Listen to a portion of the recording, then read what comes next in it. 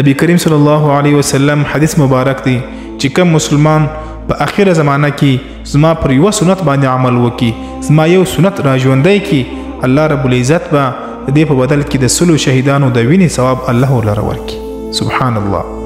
نو آیا سوکا به موږ د رسول الله صلی الله علیه وسلم پر سنت باندې عمل کوو، د رسول الله مبارک سنتونو به هغه په دې خپل ځان کې جاری کوو، په دې خپل ژوند کې به جاری کوو، ځکه په ورځ د آخرت همدغه شان چې د هغه زموږ په اعمالو کې تلل کیږي او دغه شان چې د هغه به موږ د جهنم د اور څخه بچاووي او د رسول الله صلی الله علیه وسلم د شفاعت امیدوار به جوړوي.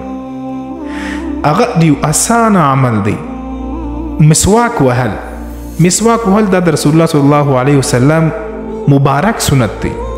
په حدیث کې راځي چې مسواک وهل د خولې صفایي هم د رب راضي، رب هم په دې سره راضي کی. او ډاکټران دا وایي، ساينسدانان دا وایي دا مسواک داسې شی دی چې کله یو انسان مسواک وهي دغه به هاضمه چې ده، معده چې دغه برابر وي، بالکل به برابر وي او بلغم ختموي، ذهن چې دی هغه تیزوي. مسواک وهل او تر ټولو کښنۍ فایده دا ده. په حدیث کې راځي د مسواک ډېرې فایدې دي، خو تر ټولو کمه فایده دا ده، وړوکې فایده دا ده چې د مرګ په حالت کې و دې کس ته و دې زنانې ته الله کلمه ور نصیب کوي چې کم انسان په ژوند کې مسواک وهي او دا یو سنت را ژوندی کی.